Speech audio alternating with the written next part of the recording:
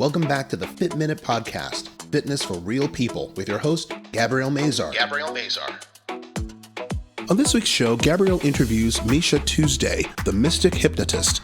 An award-winning performer, speaker, and active tarot card reader, Misha looks deeper into exploring the mysteries of life and how he can help people through hypnosis. We discuss how hypnosis and mindfulness can help with your diet, exercise, and stress and anxiety. And now here's your host, personal trainer and stretch therapist, Gabrielle Mazar. Welcome back to the Fit Minute Podcast, Fitness for Real People. I'm your host, Gabby Mazar, and on today's episode, I have Misha Tuesday, the Mystic Hypnotist. Welcome to the show. Hello. Thanks so much for having me, Gabby. You are welcome. Thanks for coming on the show. So you are a Mystic Hypnotist, and why don't you explain a little bit about what that means and what that is? Well, I had been a mystic my whole life, by which I mean very curious about consciousness and what it means and what we can do with it. It doesn't mean I believe anything in particular about the supernatural, but I'm always very interested in exploring all the mysteries of life. When I trained in hypnosis, the trend at the time was everybody wanted to use all the buzzwords from neuroscience, and people wanted to talk about areas of the brain and neurotransmitters to make it sound real sciencey. And there is a lot of science to hypnosis, of course. And I do understand a lot of the science, but I just saw it as a real kind of trend that all the hypnotists, even if they didn't know anything about the brain, wanted to try to use all these buzzwords. So I kind of went in the other direction. And because I had been, for instance, reading tarot all my life and, done a lot of the more esoteric kind of explorations, I decided to simply let that part of myself feed into it. And there are a lot of hypnotists who talk about energy work and the importance of kind of intangible things in hypnosis work. It's just not usually explicit to everyone else that they're doing it with. So I embrace both sides, the left brain and the right brain, because at the end of the day, whatever works for you is good. So can you explain what it means to be a mystic for people that don't really know what that term is? Sure. A lot of people wonder about the unknown. Why are we here? What happens after we die? Where did the universe come from? What's it all about?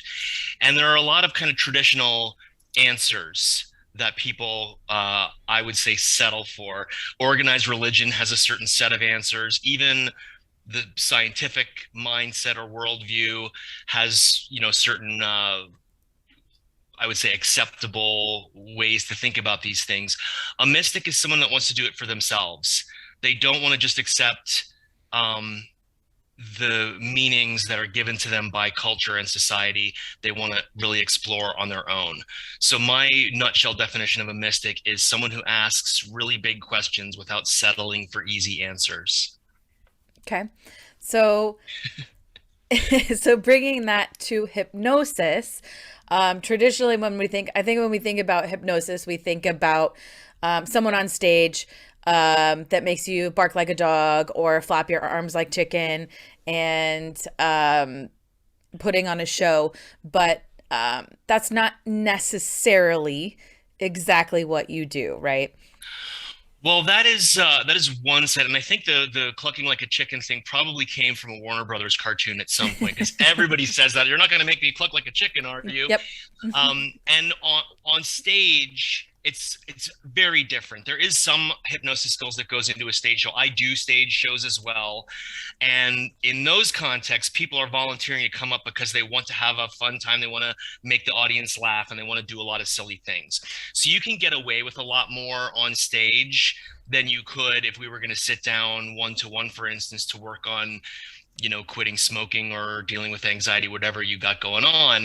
It wouldn't be appropriate in that context to do the silly sorts of stuff. Right. When we're talking about hypnosis in a therapeutic or a change, like behavioral change context, it's about talking to all the parts of the mind, the conscious, the subconscious, and getting a lot of those programs shifted to be more of what we want to do rather than what we've just been habitually doing. Mm-hmm. A lot of what we do in life. The majority of what we do in life is habits. It's almost automatic because and I know I said I wasn't going to go real into the science, but evolutionarily speaking, the brain is an energy hog, especially rational thought and self um, regulation is an energy hog. It uses so much glucose out of your blood, and it really uses a lot of energy. So as an evolutionary being, we want to conserve energy as much as possible.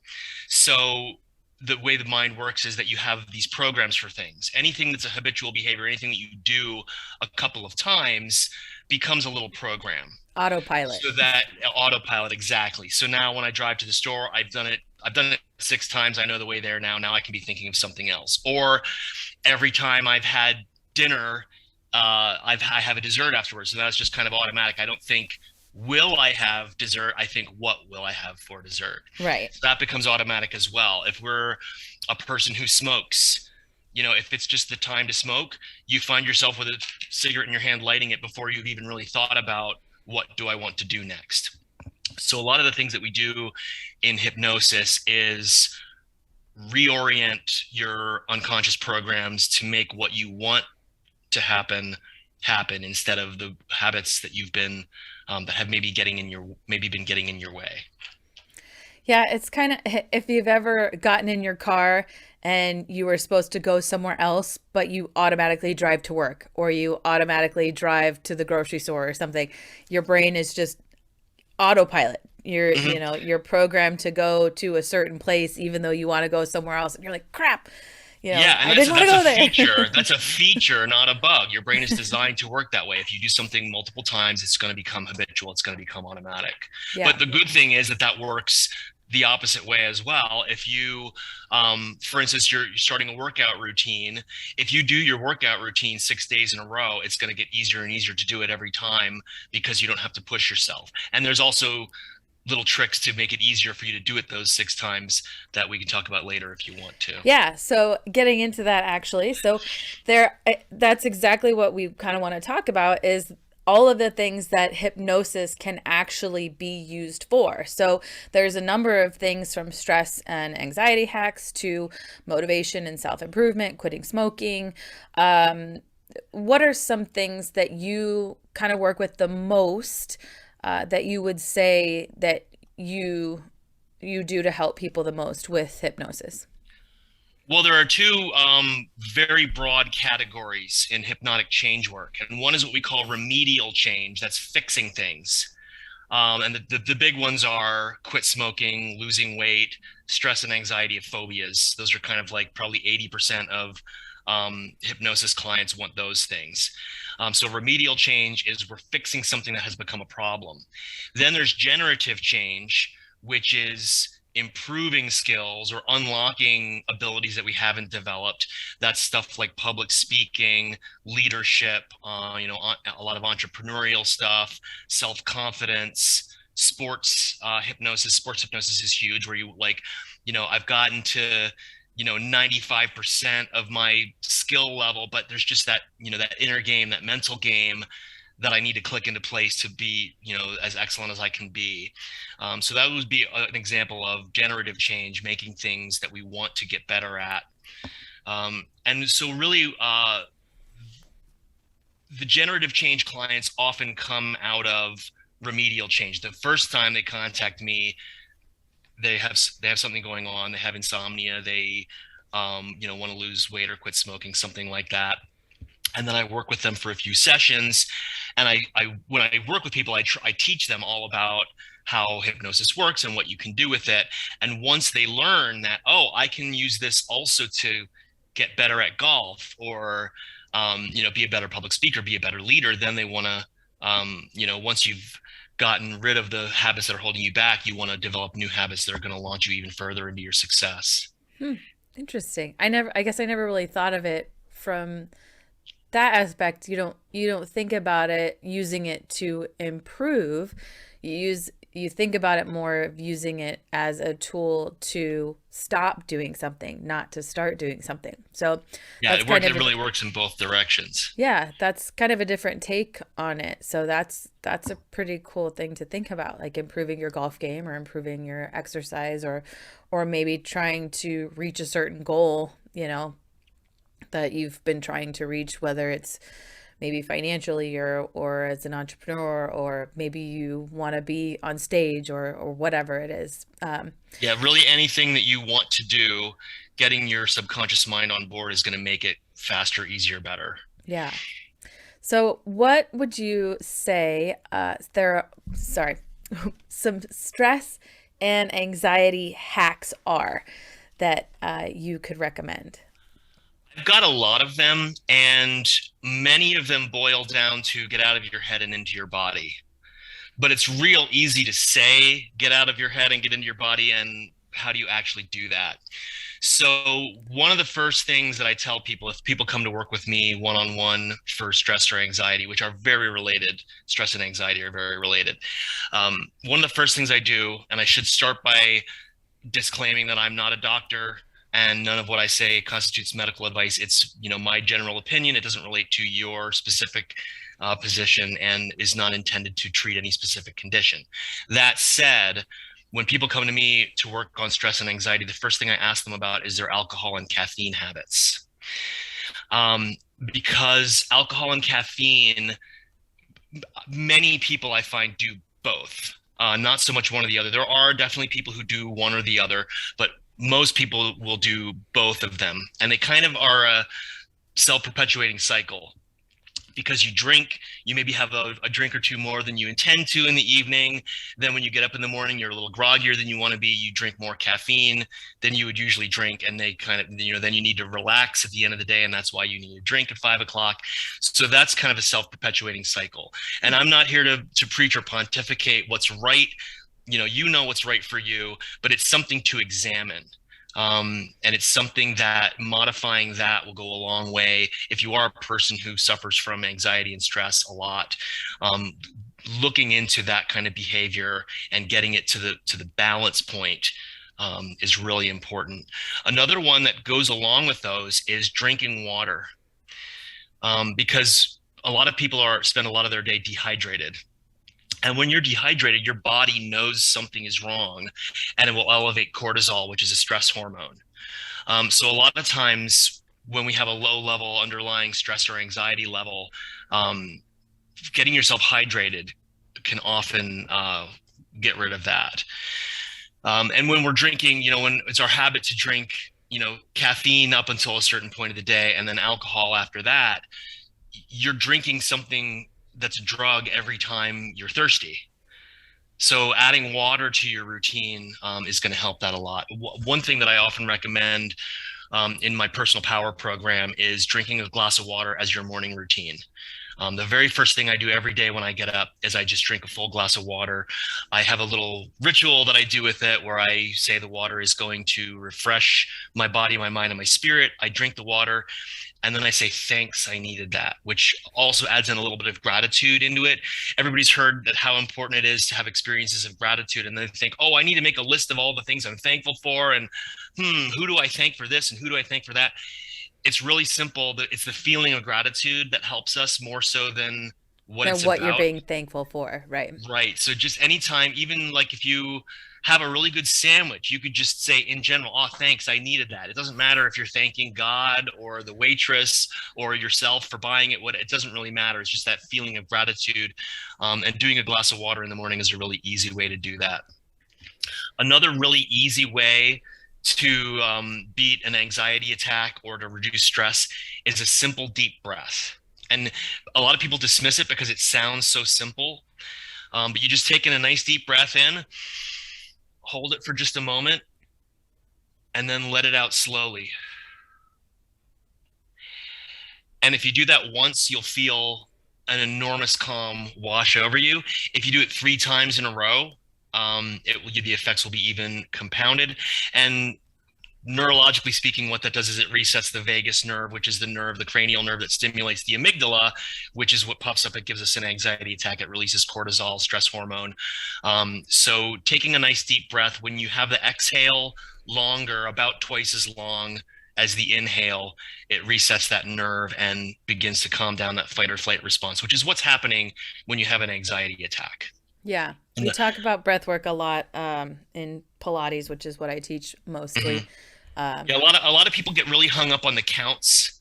Like some people get really specific about count to this number for the breath and count to this number on the hold. And if you're into that, if you're like a number person, you really get into the numbers, that's fine. But what's neurologically important is that the out breath is about twice as long as the in breath, because that's what resets the vagus nerve. Right. And doing these in conjunction, I give people a whole list. When I work with anxiety and stress clients, I give them a whole list of techniques that they can do. People usually gravitate to the one or two that work best for them. But drinking water is one. Taking a nice deep breath, cleansing breath, is super effective and doesn't take a lot of time. Another one that's really important is some people say taking a walk, which is great and very effective, especially if you can take a walk outside. But some people, if you're on your way to a meeting or a presentation or something, you say, I don't have time to take a walk. Just changing your location can be huge. Moving from one room to another room, or taking a moment to change your body posture. It can have a really great effect. So one of the things that I got from Amy Cuddy, who's a body language expert, she's the person who did the research on superhero poses. I don't know if you heard that one. Doing a superhero pose, like if you stand up with your hands on your hips, with good posture, like you're proud and powerful, stand like that for 2 minutes, and it measurably reduces the cortisol in your blood. That's fun. Anything that you can do that's taking up more space and expansive is going to give you a baseline of calm and reduce stress hormones. But yes, any kind of movement is huge. If these are all, I like to give people really short things. If you have time to go outside and take a walk, that's going to be the best. But, in our busy days, a lot of times we don't have time for that. So simply, moving from one room to another room will work. Taking a walk to, the sink to get a glass of water and back will work. And then another one that I really like to teach people is bilateral stimulation, which is a fancy word, but for stimulating both hemispheres of the brain. And if people are familiar with EMDR, eye movement desensitization, I never remember what the R stands for. There's this whole school of thought about eye movements being important, but really any sensory stimulus that makes you alternate your awareness and your attention from side to side across your midline works. And the technique that I always teach people is to pick up a small object like a coffee cup or keys or your phone, and you pick it up and just pass it from hand to hand. And I always couple this with a nice deep breath as well. And when you do that, a lot of times anxiety is associated with overstimulation of one hemisphere of the brain. And when you're moving an object side to side, many of us know that the hemispheres of the brain control the opposite side of the body. So the left brain control the motor centers in the left brain control the right side of the body, and vice versa. When you're passing an object from hand to hand, you're activating both hemispheres equally, and it evens out the blood flow between the hemispheres, and then your anxiety circuit just can't keep its stuff together. Getting wires crossed. And that's or it's so uncrossed. hard to even talk while I'm doing it because it's just so calming, And these are all things that you can do in a minute or less that will have a really big influence. And it doesn't matter if you do them exactly right, because one of the biggest factors is intentionality as well. So if you do one of these things with the intention, I'm going to do this thing that's going to make me feel better, that's half the battle. Because once again, anxiety is a habit. It's a thing that happens unconsciously. You don't think, oh, what am I going to worry about next? You don't really decide. It just creeps up on you. The feeling creeps up on you. So if you take a moment to decide, oh, I'm feeling that anxious feeling or that stressed feeling, whatever you call it. I'm going to do this little thing that I heard about on a podcast and it's going to make me feel better. You're going to have good results. Yeah. Well, we know that, and you said stress and anxiety are related, but we also know that we need stress. There's a certain level of stress that you actually need. I mean, it's part of your fight or flight response, which we also need as well. But why, as far as you're concerned, why do we need that stress to survive? Yeah, we probably have plenty of it. You're not gonna overcome yourself. I Are heard you sure? You're not gonna overcome yourself. I heard Chase Hughes say in a talk. Chase Hughes, author of the Ellipsis Manual. He's a behavior change expert. He was trained in Navy intelligence. His job was to interrogate suspected terrorists, and he knows a lot about how the nervous system works. That based on our taxpayer dollars funded his research. So one of the things that I heard him say in a talk that I love is, you're not going to meditate away 6 million years of evolution. So the fight or flight response is hardwired into your system. You're not going to, the scene from Office Space, that's another one I get a lot with hypnosis. There's a movie, Office Space, where this guy goes to a hypnotist and the hypnotist has a heart attack in the middle of it. Yeah. And this guy is just like totally calm and hypnotized forever now. Yeah. He just can't worry at all about anything. Unfortunately, that's not true. It would be wonderful to just have that great hypnotized feeling all the time. But you're not going to meditate away 6 million years of evolution. Your amygdala is still going to puff up. You're going to get cortisol. You're going to get anxious because what's happening is his body is giving you adrenaline to run away or to fight the attacker. Problem is, I have to give a presentation isn't something you can fight. Right. Or, I mean, you could run away from it. If you really wanted to, you could run away from a presentation. But what we want is to calmly and confidently meet the obligations that we have to meet. But to answer your question, Gabby, the reason we have stress, it's our motivator. Stress is a motivator. I heard a neuroscientist say, if we didn't have any stress or anxiety at all, we wouldn't do anything. We wouldn't get out of bed. We wouldn't lift up food to our mouths. So stress is a motivator. It's what makes us do things. So you don't want to get rid of it completely. You can't get rid of it completely. But where it becomes a problem is when you have an elevated fight or flight response and it is interfering with your normal functioning. Yeah. And those are the times that we want to do some of these techniques to get that baseline back to where it should be. Not 100% calm, no stress whatsoever, but just to the normal level of I am a functioning being in society. Yeah. So that we're, no. Yeah. We want to be able to get up and get motivated and be able to eat and function and every day. And unfortunately, there are a million stressor, when 6 million years ago, stress was running away from animals and trying to find when food. your biggest concern was if I cross this river, I might get eaten by an alligator. Yeah. Now it's so absolutely everything. I miss my alarm. You can tell yourself, I'm not going to get eaten by an alligator over this. That is true. It does happen though, but not every day. Most of the people, I looked this up because I was in Florida last fall, a year ago. I was in Florida on vacation, and I did this little bike path. We rented bikes and went down. There's an overlook in the Everglades. There's I forget exactly what the name of the park is, but there's a 2-mile bike trail down to an overlook point that you can try to see the crocs swimming in the swamp. We saw a couple, alligators. They're crocs on the coast. They're alligators inland. And we saw a couple swimming, and then we're riding our bikes back. And now this trail was only 4 feet wide. The land mass it was on was only maybe 8 feet wide and swamp on either side. So there's this giant alligator completely across the trail, just sitting there sunning itself. And we didn't know what to do for a while. And I was thinking, this is probably one of the few times in my life I've honestly been, okay with being stressed and anxious, because there was literally an alligator that could have eaten me if it wanted to. But yeah.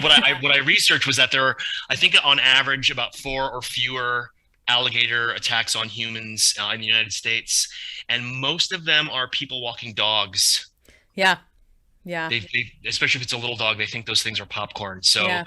if you're walking your dog in Florida, stay away from the wetlands, you know? Yeah, my aunt and uncle lived on a farm in Florida for many, many years on a lake. Hmm. And we have been on the fan boat on the lake, and there was a restaurant there where you could get gator tail. And I'd been Hmm. also tubing down a river. I was in a little boat because I was scared to death, but I fell into the water. I've never been so scared in my life. And then I got And right back rightly in so. that boat, I and I bet. was like, never again. See, in that situation, you needed that adrenaline to get back in the boat as fast as Get possible. back in that boat. But Not today, alligator. most of the time, you're not going to get eaten by an alligator. Yeah. So if it's like, I'm worried about giving this presentation, what if I say the wrong thing? The reason public speaking is so terrifying to a lot of people is that, you know, I don't know, 12 million years ago, if you said something that offended the elders of the village, they could banish you and send you away, and then you would be left to die on your own in the elements because there would be no tribe around you to support you. Nowadays, if you get, ostracized from your work community, if everybody laughs at you at work, you're not going to lose your job. You're going to probably get some joke memes on your email for a Yeah. while. They're going to rib you over it. You're not going to get eaten by an alligator. No, So definitely not. don't worry about it. Everybody Yeah, has foibles. It's not going to kill you. definitely. So speaking of motivation, what are some motivation or self-improvement tips that you can give as well, or exercises that you have for people? Yeah, if you're working on motivation for like an exercise regimen, or like you're going to do running, these are things that you're starting a program. The more you can make it easy for yourself to slip right into it. The example I usually give is if you've decided I'm going to get up early and go running tomorrow. You don't just set your alarm, you set your alarm and you put your running clothes and your running shoes on a chair right by your bed where they'll be right by your head. So when the alarm goes off, you hit the alarm, and then all you have to do is put on your shoes. So when you wake up, you don't have to think, oh man, do I really want to go running? I know I said I was gonna. You can just short circuit that by saying, all I'm gonna do is put on my shoes and I'll decide later. Just put off the bigger decision and do step one. I'm gonna put on my shoes. You know, if it's a workout program that you want to do, say I'm going to do 30 seconds, or I'm going to do one push-up, whatever is the smallest possible step that you could do. Say, well, I'll just do this little teeny piece and then decide. So you do this little tiny, I do one push-up, and then I say, okay, well, now that I'm down here, I might as well do 10. And I'll do 10. And then I can decide, do I want to do, if my intended reps was more than 10, but don't decide, am I going to do this workout or not? Do I feel like doing this whole workout or not? Just decide on the smallest next step. And that's a very easy way to trick your brain into doing the things that you're having trouble with motivation. If you are having trouble, you might not be. So you use the term Hypno Energize. Can you explain what Hypno Energize is and what programs and what things you do as a hypnotist? Yes, I came up with the term Hypno Energize because I had been working with what is generally called energy work, such as, like, a lot of people are familiar with Reiki, and chakra balancing and that kind of energy healing kind of things. And I had worked with that a bit throughout my lifetime, never like really a major practitioner of it, but it had always been something that I was interested in and had explored. And when I trained in hypnosis, I heard a lot of the top hypnotists in the world, when they're talking to other hypnotists doing trainings, talking about really subtle things that are harder to put into words. Like, a lot of hypnotists would talk about intentionality. Well, it's the words you say, but it's also your intention, the intention that you're projecting to the subject. And it struck me as being really energy related. So there's definitely results that you can get as a hypnotist if you just learn the words to say and say the right words at the right time. You'll get a certain level of effect. But when I started adding what I knew about energy to hypnosis, my results went through the roof. And again, as a mystic, as someone who doesn't accept easy answers, I'm not going to say that that proves that energy work is real. I'm not going to say that it's not psychological, but whatever it is, it's something that you can't really easily put into words. It's a shorthand for something else. Maybe it's pheromones. Maybe it's, micro expressions. I don't know. I don't need to know, because if I use this in conjunction, it works better. So I found that if I was doing stuff that was energy related, I was adding hypnotic language to it as well, because that enhanced the energy work. And I found that when I was doing hypnosis, I would add energy projection as well, because that made it work better. And so I decided, well, why try to keep them separate? I'll just do, instead of doing hypnosis sometimes and energy work sometimes, I'll just put it all together. And that's why I call it Hypno Energize. Another reason that I do that is because when people work with a hypnotist, they have a lot of expectations that come from TV and movies that are not necessarily accurate. Clucking like a chicken is one of them. I did have someone on stage quack like a duck one time, but it was they were into it. It was a whole thing. But no, when you come into my office to work on change work, or over Zoom, because hypnosis works equally well over Zoom as well, it's not going to be me talking at you and you closing your eyes and blacking out and waking up a half an hour later saying, hey, what happened? You hear every word. You're fully aware of, for the most part. But what it is harmonizing your conscious and your subconscious mind, getting them on the same page. We all have different parts of our psyche that sometimes work together, sometimes work at odds. And you hear this in conversations. Sometimes people will say, well, part of me thinks I should do this, but I also have this feeling that is the opposite. We're all familiar with this idea of part of me wants one thing, part of me wants the other thing. So in hypnosis, what you do is you have these parts communicate with each other, and it's not always explicit. You don't necessarily know what they're saying. It's more often a body feeling or an energy feeling. But the process is where we get the parts to work together for the desired outcome. So for instance, if you have insomnia and there's a part of your mind that's hyper vigilant for some reason and is keeping you awake and alert, we talk to that part and we say, we know that your intention is to be alert and protect the being from danger, the organism from danger. Let's find some creative ways that you can still do your job, but also allow for sound sleep, because that's also important for health. So that's an example of how you would communicate with the different parts of your psyche to get what you want and what is healthy for you. Did I answer the intention of your question? Yeah. So people can find you and see you on Zoom, or yes, the best way to learn more is to go to MishaTuesday.com. You can send me a message right through my website. I'm very accessible to emails. I will answer your questions. I'm also teaching a self-hypnosis. I periodically teach a self-hypnosis class on Zoom, and I don't know when this episode will air, but at the time of recording, the December 9th is the next class that I will be doing, a self-hypnosis Zoom class. But whenever you hear this, because people will be listening to this on into the future, so maybe if you hear this 10 years from now, look at my website, you'll see what I'm doing now, and it'll be great. We'll hook it up for you. Yeah, and you're also on Facebook and Instagram and LinkedIn as well. I'm on all of those. I'm even on TikTok now. Oh boy, I'm not there yet. I'm not there yet. I'm experimenting with TikTok. What I'm doing on TikTok, because this is November, again, I don't know when this episode will air, but we're taping it in November, and I'm calling it Yes-vember.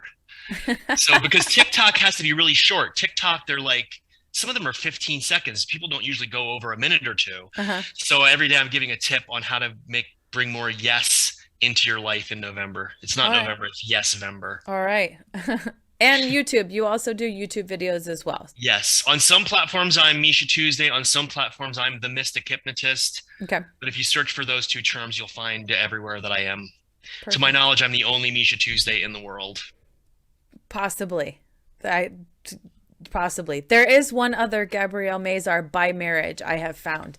I've Googled that. So the things you find out when you Google your own name. You're the genuine article. That's right. You're the real one. There's only one of me. There's only one of you two. Yes, indeed.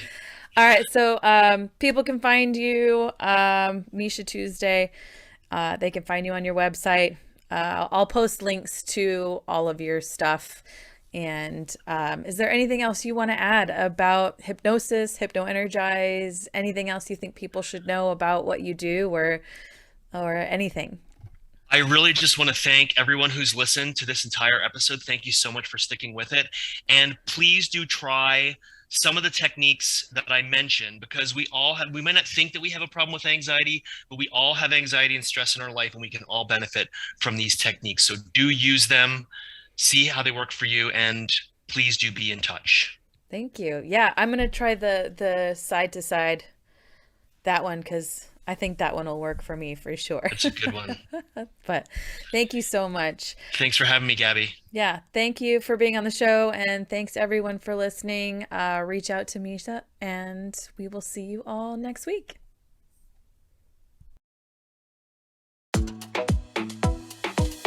Thank you so much for listening to the Fit Minute Podcast, Fitness for Real People, with your host, Gabrielle Mazar. If you would like more information on today's episode, you can find it in the show notes and on Gabrielle's website at www.destinationfitcations.com. Visit to keep an eye out for upcoming fitcations. Be sure to share the show, give this podcast a review, and subscribe so you won't miss an episode. Join us next week to hear more stories from people just like you. This has been the Fit Minute Podcast, Fitness for Real People, with Gabrielle Mazar.